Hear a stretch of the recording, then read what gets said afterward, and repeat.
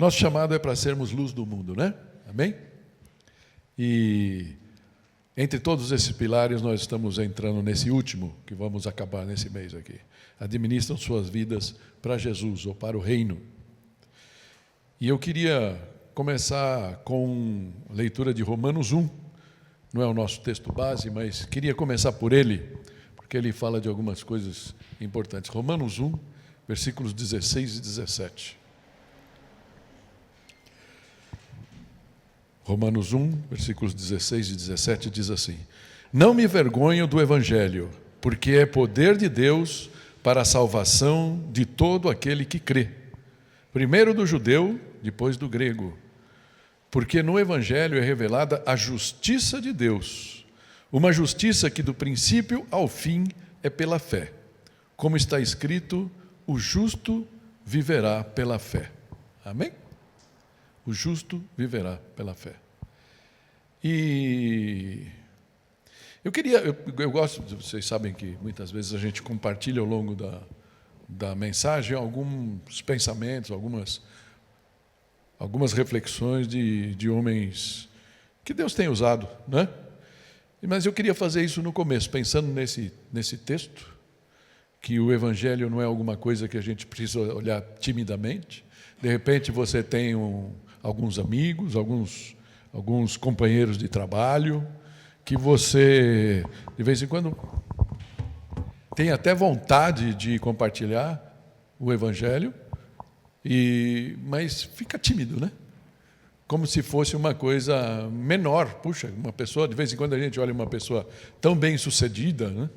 E aí você fala, poxa, o que o Evangelho pode ajudar essa pessoa? É um engano quando a gente pensa assim. Porque ninguém conhece a nossa alma, né? Ninguém conhece a nossa alma. E é interessante quando você fala de cura dessa alma, como as pessoas precisam. Tanto é que elas têm buscado recursos, remédios, terapia. Todas essas coisas são justamente porque busca de algum conserto para suas lacunas de alma. Amém? E graças a Deus, o Evangelho é resposta para muitas delas. Então, eu queria trazer um texto, a gente está acompanhando alguns, tem um grupo pequeno, que a gente está chamando o grupo de saturação, vocês vão ouvir falar mais disso, por enquanto somos 4 ali, para depois passar para o resto da liderança e depois para a igreja. E a gente tem lido uns livros deste pastor, Dwight Smith, e tem um parágrafo lá, no primeiro capítulo do livro, que chama Renovação, que se você tiver interesse, a gente com muito prazer, alguns já têm o livro, mas provavelmente não leram ainda. Tem um parágrafo lá que realmente essa semana nos inspirou, né? A gente está se reunindo semanalmente, tratando desses temas. E eu vou compartilhar com vocês aqui, vou ler, né, para poder fazer sentido. É uma leitura, uma redação adaptada, porque o livro é em português, é em inglês, alguém traduziu para o português, de vez em quando você fala, isso aqui precisava de uma releitura, né? Mas muito útil. Ele diz assim: a mensagem central do Evangelho é que os homens, mulheres e crianças podem ser restaurados ao projeto original de Deus, em Adão e Eva. Deus tinha um projeto para o homem e para a mulher, né? E ele vai comentar dessas coisas aqui na sequência. Bom, não vou eu falar, deixa eu ler aqui, e aí depois a gente pode tirar as conclusões. Restaurados ao projeto original de Deus em Adão e Eva, e assim se tornassem aptos a ter um relacionamento com Ele, intimidade com Deus, né? A gente já tratou disso aqui, através da morte, sepultamento e ressurreição de seu Filho em seu lugar, em nosso lugar, né? E 2, representá-lo neste mundo, vivendo seus dons e chamado para glorificá-lo, trazendo outros ao mesmo tipo de relacionamento e missão. Ou seja, ter intimidade com Deus, nos relacionar com Deus e representá-lo em todos os lugares onde a gente viver. E ele segue um pouquinho, isso que me inspirou mais, espero que também possa te inspirar, e a mensagem nos ajude a refletir sobre isso. Em que isso implica? Primeiro, que somos restaurados à utilidade. Isso me impactou, sabe? Restaurados à utilidade para Ele e seu reino, tornando-nos a encarnação da mensagem da misericórdia de Deus em Jesus, administrando fielmente nossas vidas em todos os lugares onde o Espírito Santo nos leve diariamente. Ou seja, restaurados. Quando a gente conheceu Jesus, quando a gente abriu o nosso coração para Ele, se Ele fez a marca que a gente espera que fez na nossa vida, na nossa existência, nós nascemos de novo, é natural que a gente tenha ganhado uma nova utilidade. Antes a gente estava muito preocupado em ganhar dinheiro, muito preocupado em ter sucesso, muito preocupado talvez de ser o amigão, a amigona, coisas que normalmente as pessoas gostam de fazer, né? Mas de repente Deus fala, olha, tem coisas mais profundas e mais importantes. Nós podemos ser elementos que levem pessoas a terem suas almas curadas, amém? Por isso, restaurados à utilidade, me impactou e me inspirou. Espero que inspire você também. E o 2, nossas vidas assim se tornam uma das provas mais evidentes de que o Evangelho tem poder para curar a condição pecaminosa da humanidade. Oh, aleluia! Ou seja, se funcionou comigo, pode funcionar com qualquer pessoa, amém? De vez em quando a gente fica tímido de falar, não, mas essa pessoa não vai aceitar, essa pessoa, puxa vida. Pô, gente, é só a gente se olhar no espelho, é só a gente olhar para trás. Da onde eu saí? Da onde eu saí? Quem eu era antes de Jesus? E onde eu estou hoje? Mas eu ainda sou tão pecador. Bem-vindo ao time. Amém? Mas que as pessoas possam olhar para a nossa vida e ver diferença. Ver de onde a gente partiu. Talvez não conheça, mas a gente tem que de vez em quando olhar para trás e falar, nossa, tudo isso aconteceu? E aconteceu sobrenaturalmente. Amém? E eu queria, portanto, que a nossa mensagem hoje, né, o tema da nossa mensagem fosse justamente essa, provas vivas da eficácia do Evangelho. Interessante, eu vou voltar aqui só um pouquinho, que eu passei aqui de uma coisa, quando ele fala, nos tornando a encarnação da mensagem da misericórdia de Deus. Ou seja, Deus não tem plano B para alcançar pessoas. Sim ou não? Como é que você chegou à fé? Do nada? Ou alguém foi essa pessoa para você? A própria encarnação da misericórdia de Deus, né? Somos nós. Amém? Eu achei fantástico para a gente pensar. Provas vivas da eficácia do Evangelho. Ok? E eu tinha posto um outro tema, né? Restaurados ao projeto original de Deus. E eu queria convidar você a 2 leituras aqui. A primeira vai ser Efésios 2, nós vamos nos deparar, aprofundar um pouquinho mais. E depois nós fechamos com Efésios 5, 2 da carta de Efésios, e a gente vai ver esses 4 pontos aqui. Sobre antigos poderes dominadores, restaurados pela graça divina, restaurados à utilidade para Deus e chamados ao despertamento. Vamos orar? Pai, eu quero mais uma vez entrar na Tua presença, pedindo que a Tua palavra, Pai, da qual a gente não se envergonha, porque reconhece o poder que ela tem, ó Pai, para transformar corações e curar almas, Senhor, das pessoas mais pecadoras, entre as quais nós já nos incluímos um dia, Pai. Nós já estivemos ali. Por isso, Pai, fala hoje ao nosso coração e nos inspira a fazer as mudanças que a gente precisa, Pai, para que realmente sejamos absolutamente restaurados à utilidade para o Teu reino e nas Tuas mãos, em nome de Jesus. Amém. Amém? Sobre antigos poderes dominadores. Quando a gente olha para trás, um texto que fala de coisas um panorama bem escuro, mas graças a Deus, Paulo estava falando a pessoas que tinham aceitado a Jesus. E creio eu seja essa realidade nossa aqui. E Efésios 2, a partir do versículo 1, fala assim: vocês estavam mortos em suas transgressões e pecados, nos quais costumavam viver quando seguiam a presente ordem deste mundo. E o príncipe do poder do ar, o espírito que agora está atuando nos que vivem na desobediência. Né? Esse daqui é um texto bem difícil. E eu vou explicar ele em detalhe, para a gente poder tirar aqui o suco, para a gente poder ver depois como Deus atuou nesse tipo de gente, que éramos nós, por mais bonzinhos que a gente se ache. Ele começa, nesse primeiro versículo aí, falando: vocês estavam mortos em suas transgressões e pecados, nos quais costumavam viver. Mortos como? Eu não estava morto, mas eu estava morto espiritualmente. Interessante que ontem a gente teve uma reunião lá, ainda em comemoração ao aniversário da Ana, e tinha alguns primos que não conhecem o Senhor, e um deles estudou na mesma faculdade que eu, faculdade de economia que eu fiz, tal. E aí ele é um pouco mais jovem e ele disse que nem sabia disso, pelo menos não tinha escutado assim, que ele foi fazer a mesma faculdade porque ele via o meu sucesso e ele quis entrar, e a mãe falou, e ele fez a mesma faculdade que eu, tal.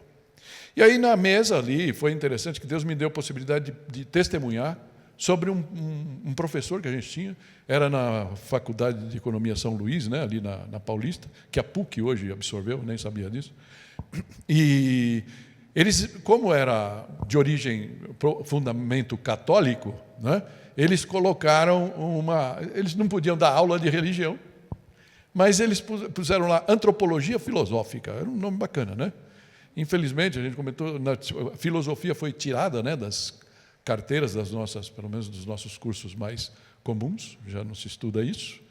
Sociologia, acho que ainda assim, porque tem o lado político da sociologia, então a turma gosta de usar. Mas a filosofia, o pensamento, a alma, essas coisas, o pessoal meio que deixou de lado. Mas esse professor entrou, era um padre secular que se chamava, eu já falei disso, lembro de ter falado disso em algum momento. E esse padre, Deus usou esse padre na minha vida, porque ele falava justamente dessas coisas, sabe aquelas dorezinhas de alma, aquelas doenças da alma, que pode ser que hoje, mesmo na batalha da vida cristã, a gente ainda sinta muitas coisas, porque Deus, por esse é o processo que a Bíblia chama de santificação. Somos salvos, graças a Deus, estamos sendo salvos e seremos salvos, quando Jesus chegar. Mas, no processo, a gente ainda tem muita depuração. Para que a gente seja um ouro, seja uma pedra preciosa, ou um metal precioso, temos que passar em muita chama ainda, para depurar e ir tirando as sujeiras. E de mim vocês já escutaram várias coisas que Deus foi fazendo ao longo do tempo, e continua fazendo, graças a Deus por isso. Mas, eu pude falar aquelas pessoas ali, e foi interessante porque aquilo eu percebi que, de alguma maneira, porque falei, quem não tem problemas de alma? E aqui, Deus usou aquele padre na minha vida para tratar um pouco. Ele não tratou, mas ele colocou em mim o anseio por Deus, o anseio pelo transcendente, o que redundou depois. Ele colocou pessoas na minha vida, graças a Deus, que foram essas testemunhas, e hoje eu estou aqui, graças a Deus, falando a vocês. Qual é a sua história? Cada um de nós chegou de alguma maneira a Cristo. Amém? Mas é importante a gente saber que a gente era assim. Naquele momento eu estava morto, eu estava vivo fisicamente, achando que era tudo, mas quando eu parava, e aquele padre me ajudou a pensar nisso, eu percebia que algo em mim estava morto. Uma parte do meu cérebro lá, que é aquela parte do chip de Deus, estava ali inerte, como se estivesse adormecido. E Deus começa a trabalhar isso. Espero que, no seu caso, esse chip esteja em plena atuação. Senão, quem sabe hoje é um momento para você parar e pensar e se recolocar diante de Deus. Amém? Bom, mortos em suas transgressões e pecados, olha o pecado aqui, nos quais costumavam viver. Eu usei esse texto só para vocês verem, os que têm boa memória e são mais antigos aqui vão lembrar, ele já usou isso. Usei isso daqui em 2017. Eu achei, 2017, no aniversário da igreja do aeroporto, que eu fui lá falar, alguns chegaram bem depois aqui. E eu gosto de pensar no pecado como uma mancha que, como na roupa, aquele ketchup que caiu, você vai fazer de tudo, mas aquela mancha vai ficar ali. A gente sabe qual é o conserto do pecado, mas aquele negócio peca, e fica ali. Mas muitas vezes a gente olha para o pecado como se ele fosse um companheiro descolado da gente. Entende isso? Parece que o pecado é legal, é cool, né? A palavra chique aí, né? É liberado, é discreto, ele é compreensivo, ele sabe as minhas necessidades. Então, se eu só faço um pecadinho, se eu conto uma mentirinha, se eu dou uma entradinha na internet para ver aquelas coisas que a Tomasa, por exemplo, não aprovaria, no meu caso estou falando, né? Só para dar um exemplo, certo? Mas, poxa, no fundo é o meu parceiro o pecado, né? E muitas vezes a gente cai nessa. A gente começa a ver o pecado assim. Puxa, mas quem não, né? A Bíblia fala que, puxa, ninguém consegue, eu ainda sou pecador, né? Então a gente vai se convencendo e a gente começa a olhar para aqueles pecados, ainda mais os pecados de estimação, como companheiros, legaizinhos. Mas, na verdade, o que o pecado é? O pecado é um dominador sutil. Que quando a gente entra, é muito difícil da gente sair. Ele nos pega de tal maneira, né? Ele vai impregnando nossa mente, nosso coração, nossa visão de mundo, nossas ações, nossas decisões. E, normalmente, se você começa a perceber, se você hoje pode parar para refletir em alguns pecados de estimação que você tem, tá? Você vai ver que, normalmente, são coisas que nos afastam de Deus e não que nos aproximam dele. Como, pelo menos, não os consideram como opção. Vamos considerar aqui meninos e meninas também, né? Quando você está naquela hora, vou pecar, né? Naquele momento, é aquele momento que você fala, Deus me ajude a resistir. Se você faz isso, glória a Deus. Mas normalmente a gente vira a página, né? Põe Deus num cantinho e peca. Aí depois, ai Senhor, pequei de novo. Só eu? Tomara que só eu. Mas não creio. Tudo bem? Vocês estavam mortos em transgressões e pecados, nos quais costumavam viver. Como a gente costumava viver? Então, quando seguiam o quê? E aqui tem 3 coisas interessantes, 3 poderes que nos influenciam. E é interessante, são os 3 poderes que tentaram a Jesus ali na hora da tentação. É interessante, a Bíblia é bastante coerente, né? Fala assim, nos quais costumavam viver quando seguiam a presente ordem deste mundo. E, portanto, quando a gente fala o mundo, né, a Bíblia fala, não amem o mundo. Poxa, mas o mundo é tão bonito, o mundo é tão legal. Não é deste mundo que está falando para não amar. Está falando para não amar justamente esse daqui, ó, a presente ordem deste mundo. O sistema, o modo no mundo pensar. Um sistema que não inclui Deus. Então, não precisa ir longe. Você sabe, você vê televisão.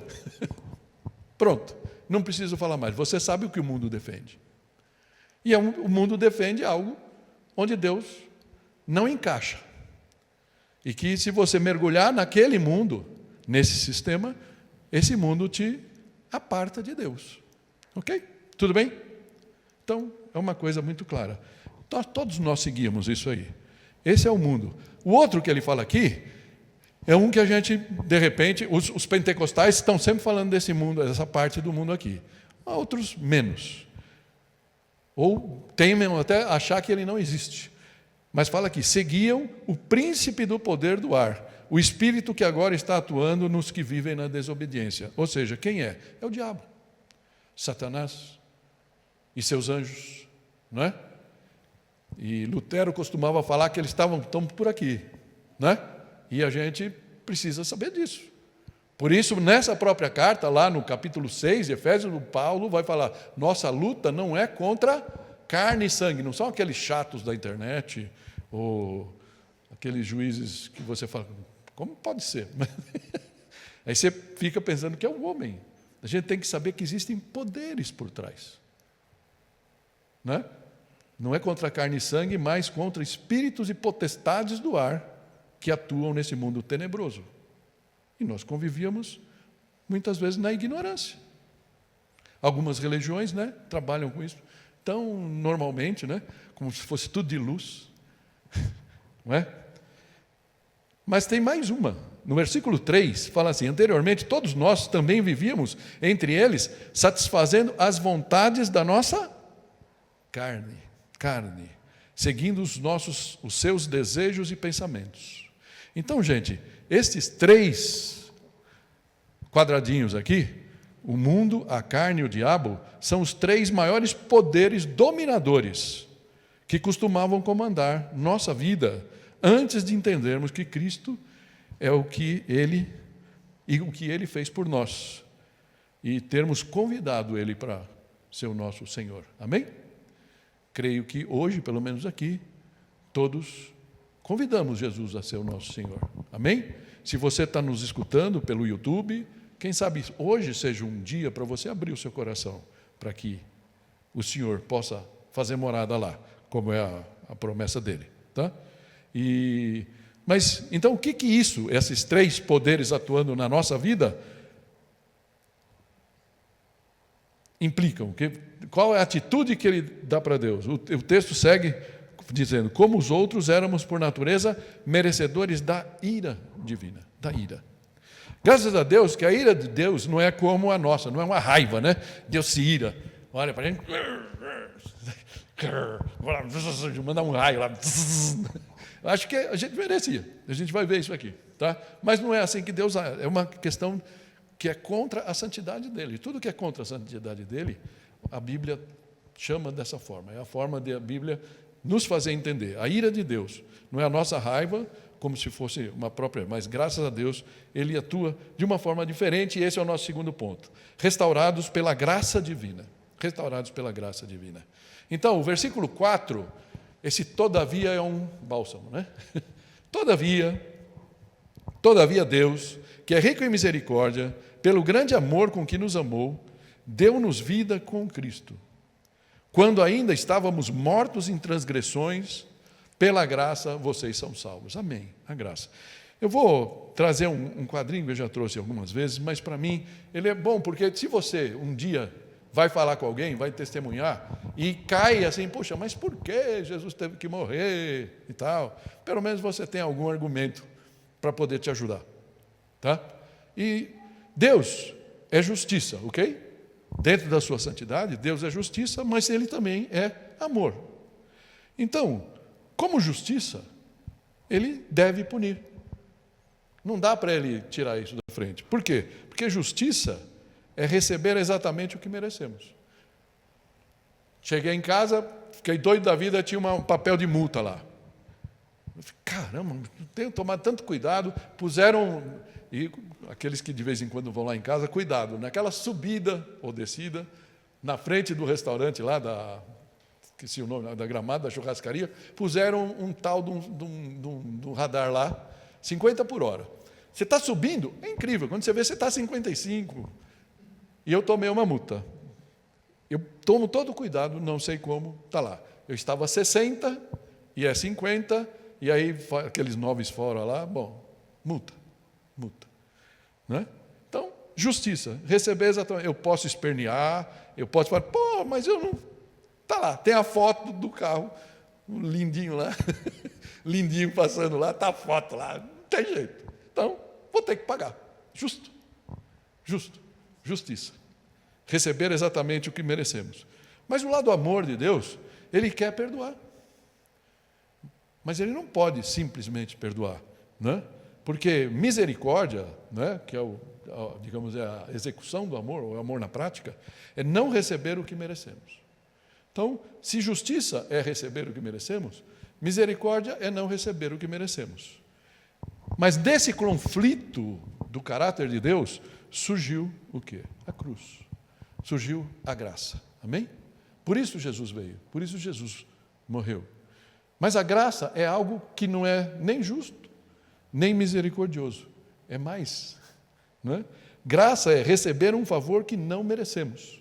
Eu escutei outro dia do pastor Augusto Nicodemos, acho que todo mundo conhece.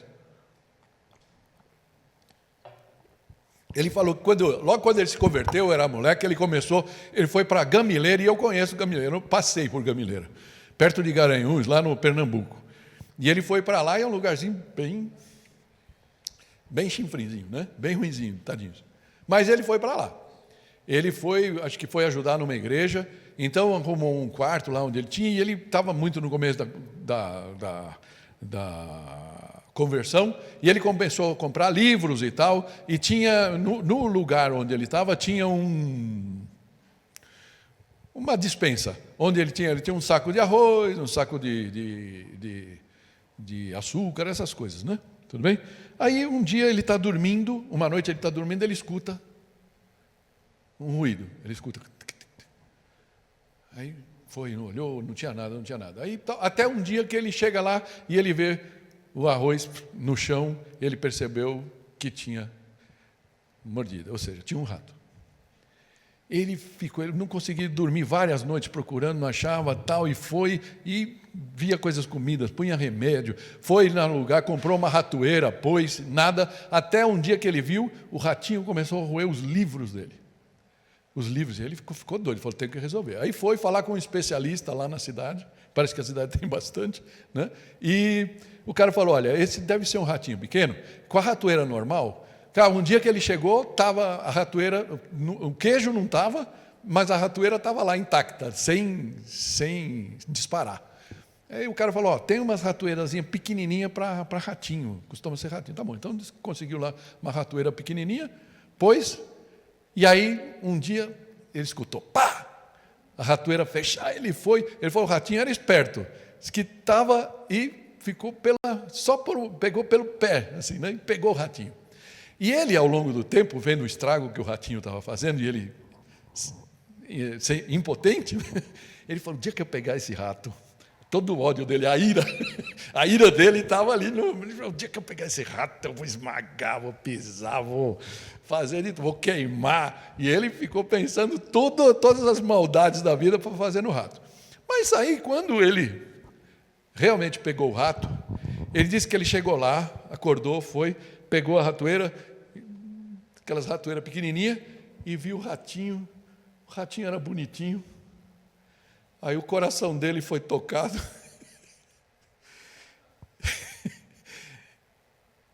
Ele largou o rato, deixou o rato embora, não teve coragem, soltou o rato, a ratoeira. Aí ele falou, para mim, na minha vida, até hoje, é a melhor figura da misericórdia. Né? Da misericórdia. Até aqui foi a história do Augusto Nicodemos. Eu fico imaginando que a graça é como se ele tivesse pego aquele ratinho, tivesse curado da pata dele, e o ratinho se tornasse o ratinho de estimação dele. É mais ou menos assim que Deus fez conosco. Porque a gente era alguém que pecava, que fazia tudo o que ele não gosta. Ele não só foi misericordioso conosco, porque ele não nos deu o castigo que a gente merecia, mas ele ainda nos aceitou na sua família. Amém? Tudo bem? Então, esse é o que Deus fez. O versículo 6 fala assim, Deus nos ressuscitou com Cristo, e com Ele nos fez assentar nos lugares celestiais em Cristo Jesus. Imagina o ratinho sentado lá com Jesus. Né? Espiritualmente, nós estamos com Jesus, para mostrar nas eras que hão de vir a incomparável riqueza da sua graça, demonstrada em sua bondade para conosco em Cristo Jesus. Amém? Então, incomparável riqueza da sua graça. Deus foi muito gracioso. Por isso, nós que estávamos mortos, e é importante a gente saber disso, porque isso é uma grande discussão sobre o livre-arbítrio. Eu já tive algumas discussões, eu não estou falando de briga, né? De diálogos sobre esse tema. Tem uma pessoa muito amada aqui, parente de dos amigos nossos aqui, e que ela sempre levanta esse tema. Mas o livre-arbítrio. E a gente já teve várias conversas sobre isso, que na verdade o nosso arbítrio, ele continua, e Deus nos deu o livre-arbítrio, mas com aqueles poderes atuando na gente, o mundo, a carne e o diabo, o nosso arbítrio estava o quê? Comprometido. Então o homem sozinho, de per si, né, não pode, não consegue. tem que ter um despertar do Espírito Santo. Aquele dia que Ele abre a nossa mente. E a gente, mesmo ainda mortos, a gente consegue entender a ação de Deus. E ela começa então a agir na nossa vida. Incomparável riqueza dessa graça. Amém? Isso nos leva aqui para o terceiro ponto. Restaurados à utilidade. Aquilo que a gente falou no princípio. Para Deus. E o texto segue então dizendo que, pois vocês são salvos pela graça, por meio da fé. Isto não vem de vocês, é dom de Deus. É dom de Deus. Não por obras para que ninguém se glorie. Ou seja, o que aquele ratinho podia fazer para convencer o Augusto Nicodemo de soltar ele? Nada. Não vou mais comer nada, me solta, moço, me solta, eu não vou mais comer nada na sua casa, eu vou embora. Não tinha como, né? Estava pego. O destino eterno era a danação, como gosta de falar o pastor Biza, né? E é isso. Então, é dom de Deus. Por isso que, em outro texto, Paulo vai falar, para que a glória? Qual é a nossa glória? Né? Por isso, a gente tem que ter essa certeza e essa paz no coração, que não é por nós. É tudo por Jesus. Não por obras para que ninguém se glorie. E aí o versículo 10, né, que é o final desse texto, ele fala, porque somos criação de Deus, realizada em Cristo Jesus, para fazermos boas obras, as quais Deus preparou antes para nós as praticarmos.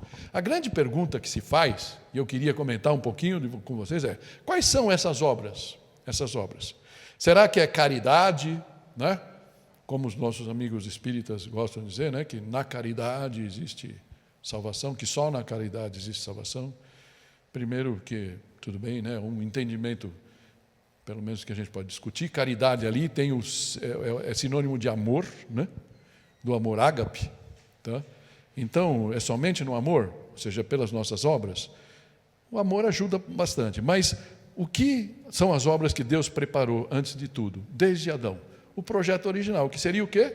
Representá-lo nesse mundo, vivendo nossos dons, nosso chamado, trazendo outros ao mesmo tipo de relacionamento, encarnando a mensagem de misericórdia de Deus e administrando fielmente nossas vidas em todos os lugares e situações onde o Espírito Santo nos conduza diariamente. Amém?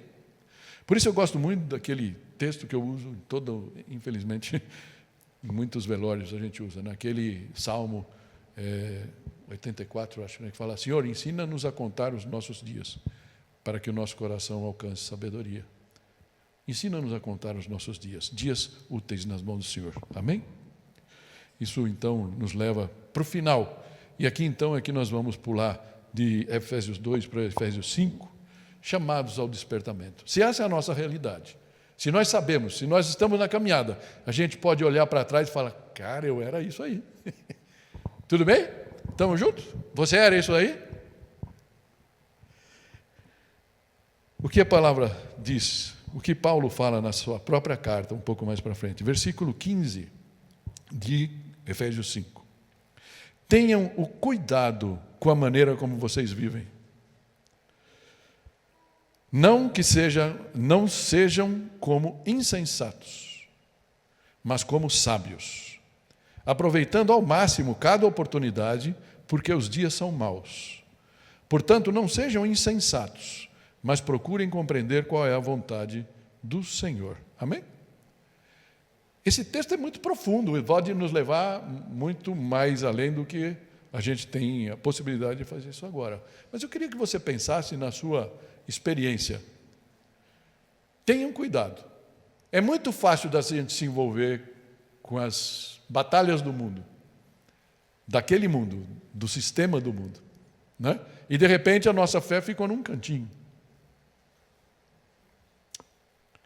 Tenham cuidado com a maneira como vocês vivem. Então não sejam como insensatos. A palavra aqui do grego foi traduzida, por exemplo, nas Bíblias Almeida como nécios, que é uma palavra que tem muito a ver com tolos, certo? De mente frágil, vamos dizer assim, ok? Ou seja, então, insensatez é o antônimo de sabedoria. não é?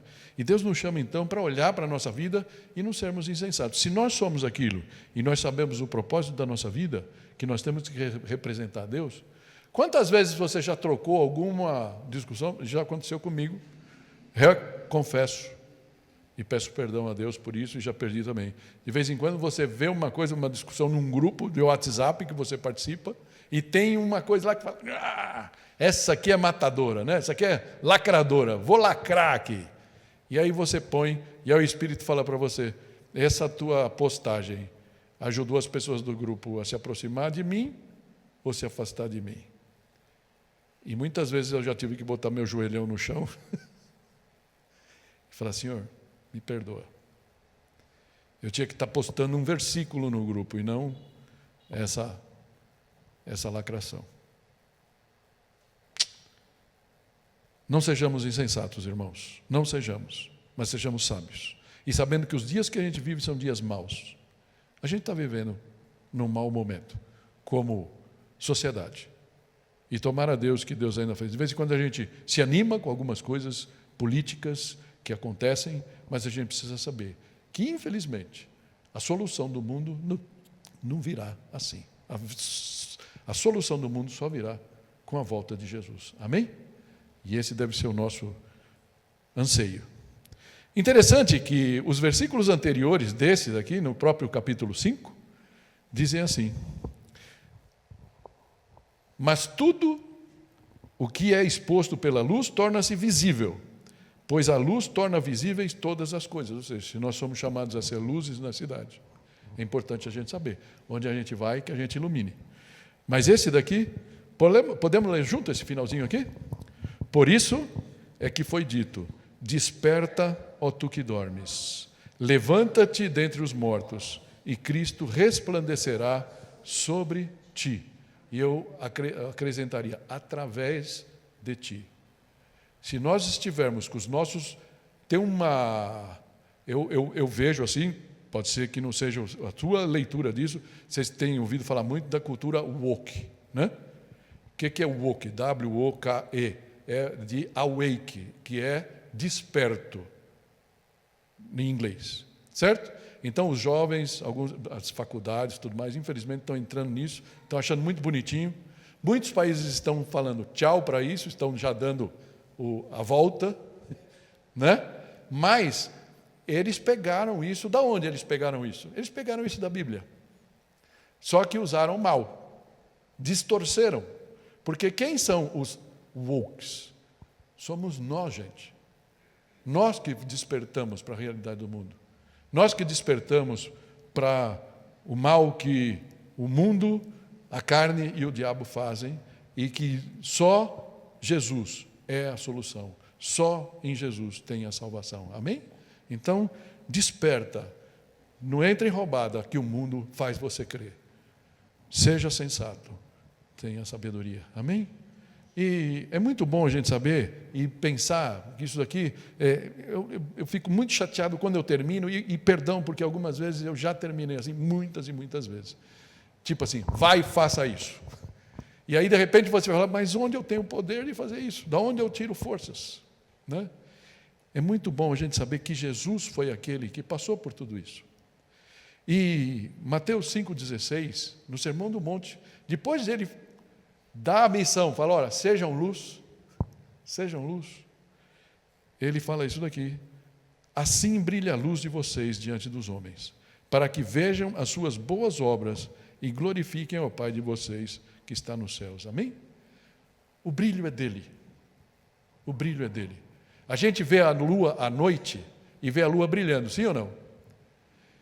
E uma das coisas que me fizeram mais ficar lá no interior, onde a gente mora, e agora está cada vez pior, porque quanto mais constrói, menos isso, era o brilho da lua na época de quarto crescente, né? Ela ia crescente até ficar cheia. Gente, a gente olhava pela janela e algumas noites era uma coisa assim, que eu acabava de apagar as luzes. Ainda estou falando aqui com um casal que mora tanto na roça quanto a gente, né?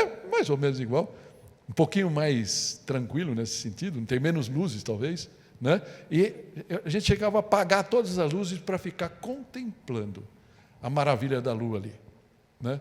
E aí dando graças a Deus, glória a Deus por isso. Mas sabe de uma coisa, e a gente sabe disso, mas a gente não pensa, a lua que brilha tanto à noite, ela não tem brilho nenhum. É o sol que brilha e que emite a claridade. E a claridade que a gente vê na lua é do sol. E a gente sabe que quem fez o sol brilhar, que é Deus. No nosso caso, o nosso brilho, de repente a gente pode se orgulhar, não vem de nós. O brilho que realmente a gente precisa ter é o brilho de Jesus. Amém? Amém. Antes da gente orar, eu queria, muito rapidamente, semana passada eu acho que eu falei demais nessas conclusões e eu queria me penitenciar com isso e ser mais objetivo. Provas vivas da eficácia do Evangelho. Então, primeiro ponto aqui, são 3 e uma pergunta só. Todos nós estávamos, glória a Deus por isso, espiritualmente mortos quando fomos encontrados por Deus. Amém? Estávamos. Acabamos de ver isso. O texto nos mostrou isso. Mas todos os que se arrependeram e convidaram Jesus para ser seu Salvador e Senhor, 2 coisas aconteceram. Primeiro, foram e são, se hoje derem esse passo, restaurados à utilidade para Deus e para o reino. Amém? Podemos ser úteis. Ah, mas eu sou tão pequenininho. Ah, mas eu sou tão burrinho. Ah, mas... Gente, tudo desculpa. Tudo desculpa. Portanto, sejam sensatos, sensatas.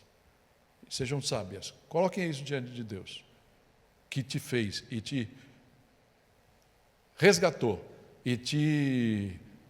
como chama quando você pega para o exército? Esqueci. Alistou, arrebanhou para o exército. E nós somos parte desse exército, o exército de Deus. Tinha até umas músicas legais. Exército de Deus, exército de Deus, marchando vai. Tum, tum, tum. Acho que o João ainda nem tinha nascido nessa época, né, João? E também todos aqueles se tornam provas evidentes da cura das suas almas pelo Evangelho. Amém? Eu sou uma prova viva disso. Não sei se você pode testemunhar igual. Então, a pergunta que eu queria deixar para você, para a sua reflexão. Como essas realidades espirituais têm sido experimentadas por você? Fecha teus olhos, eu queria que a gente tivesse um momento de oração antes da última música. Há algo que você gostaria de colocar a Deus em oração nesse momento? Algum impedimento, alguma coisa que você fala, puxa, isso está me impedindo de ser uma prova viva da eficácia da ação de Deus na minha vida, do Evangelho? Alguns de vocês gostariam, nesse momento, de levantar a sua voz ao Senhor, ou trazer um testemunho? Eu queria deixar para você aberto isso. Você pode orar em voz alta para a gente, se você quiser.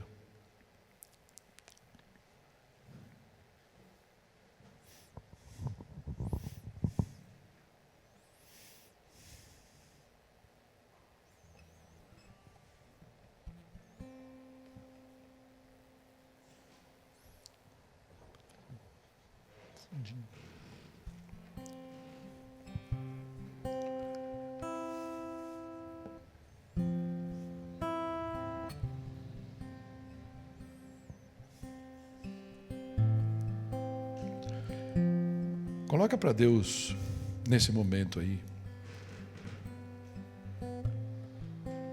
os teus sentimentos mais escondidos.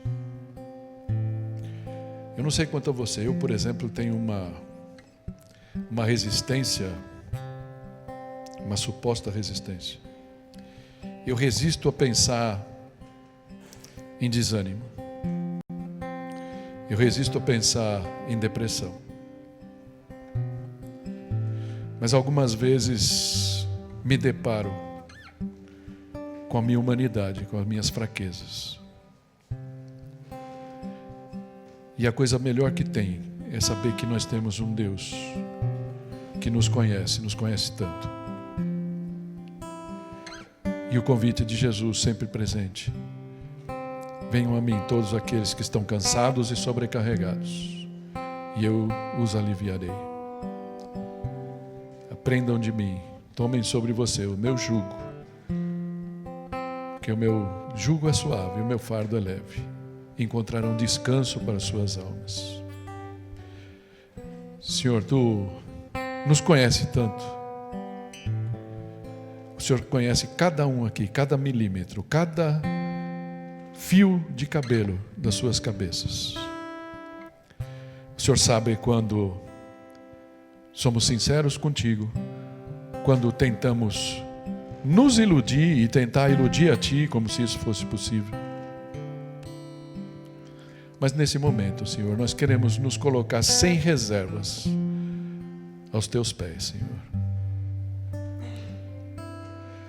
Sabemos que somos falhos.